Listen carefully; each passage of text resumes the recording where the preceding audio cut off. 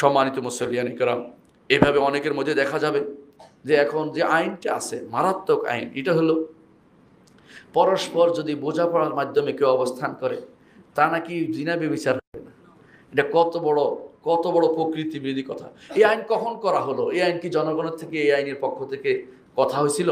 আপনাদের জনগণের কথা আপনাদের বলছে, জনগণের থেকে নাকি আপনারা জনগণ চালান? কোন জনগণ এই প্রস্তাব দিয়েছে? কারা এটা বাস্তবায়ন করছে? বাইরের দেশে আইন হয়, আপনি সেটাকে বাস্তবায়ন করেন। আপনি কি জানেন না আপনার জাতি সেটা গ্রহণ করবে না? আপনার মতো অনেক অমুক জাতি সেটা দস্তখত করে নাই, সিদাওতে দস্তখত করে নাই অনেক রাষ্ট্র, আপনি সেটা কেন দস্তখত করলেন? এটা বাধ্যতামূলক ছিল না, আপনি সেটা বাধ্যতামূলক করে নিচ্ছেন কেন? আপনার জাতিকে আপনি ধোঁকা দিচ্ছেন, আপনার গোষ্ঠীকে আপনি ধোঁকা দিচ্ছেন। আপনি তথাকথিত কুফরিকে একদম আইন আইন আইনের সাথে দিয়ে কুফরিকে বাস্তবায়ন করার চেষ্টায় আছেন।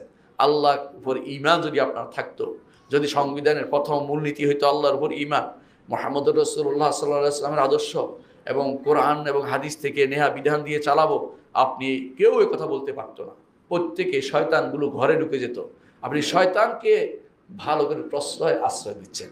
আপনি আল্লাহর বিধানকে বাস্তবায়নের জায়গাতে রোগকে, আপনি যেখানে রোগকে বন্ধ করা দরকার ছিল, রোগকে বেশি করে উস্কে দিয়েছেন। রোগকে বন্ধ করা দরকার, যে অংশ ক্যান্সার হয়ে কেটে ফেলা দরকার, এটা না করে ক্যান্সার উপরে আরও ক্যান্সার তৈরি করে দিচ্ছেন। আপনি কি আল্লাহর শরীয়তকে এভাবে চান? এটা যদি কেউ করে, আল্লাহ তাআলার কাছে যাওয়ার জন্য অপেক্ষা করুন। দুনিয়ার বুকে আমরা আপনাকে জানাচ্ছি, যদি এর বিপরীতটা করেন, আল্লাহর কাছে আপনাকে জবাবদিহি করতে হবে। আপনাকে জানিয়ে দেওয়া আমাদের দায়িত্ব, জানিয়ে দিলাম।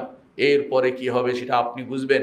আপনার রবের সাথে আপনার সম্পর্ক কেমন করবেন আপনি সিদ্ধান্ত নেবেন। আপনি বেশি দিন থাকবেন না।